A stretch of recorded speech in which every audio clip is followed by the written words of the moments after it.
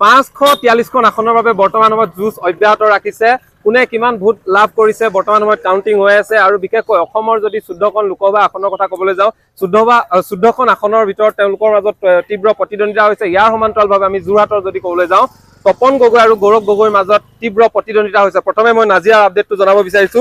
নাজিৰাত গৌৰৱ গগৈ লাভ কৰিছে বৰ্তমান সময়ত 4827টা ভোট আৰু তপন কুমাৰ গগৈ লাভ কৰিছে 3727টা ভোট। আৰু নটাত পৰিছে নাজিৰাত 50টা ভোট নটাত দিছে। আৰু আমি জানিবলৈ পাইছো এই ক্ষেত্ৰত নাজিৰাত গৌৰৱ গগৈ বৰ্তমান সময়তে আগবাঢ়ি আছে, অগ্ৰগতি হৈছে। তিতাবৰত ইয়াৰ সমান্তৰালভাৱে ক'বলৈ গৈছো, বিজেপিয়ে লাভ কৰিছে 2322টা, কংগ্ৰেছে লাভ কৰিছে 5709টা, অৰ্থাৎ লিড লৈ আছে 3387টা ভোটত লিড লৈ আছে গৌৰৱ গগৈ। ইয়াৰ সমান্তৰালভাৱে আমি যদি সোণাৰীৰ কথা ক'বলৈ যাওঁ, সোণাৰীত বিজেপিয়ে লাভ কৰিছে 5149টা আৰু কংগ্ৰেছে লাভ কৰিছে 5822টা, অৰ্থাৎ কংগ্ৰেছে লিড লৈ আছে 673টা ভোটত। আৰু ইয়াৰ সমান্তৰালভাৱে মাহ মৰাৰ কথা যদি ক'বলৈ যাওঁ, কংগ্ৰেছে লাভ কৰিছে 5219টা আৰু বিজেপিয়ে লাভ কৰিছে 4774টা। আমি যদি যিমান কেইটা ইয়াৰ সমষ্টিৰ কথা ক'বলৈ গ'লো, এইকেইটা গোটেইকেইটাতে বৰ্তমান সময়ত কংগ্ৰেছে লিড লৈ আছে, গৌৰৱ গগৈ লিড লৈ আছে। ইয়াৰ পাছৰ পৰ্যায়ত কি হয় আমি আপোনালোকক পৰৱৰ্তী পৰ্যায়ত জনাই যাম।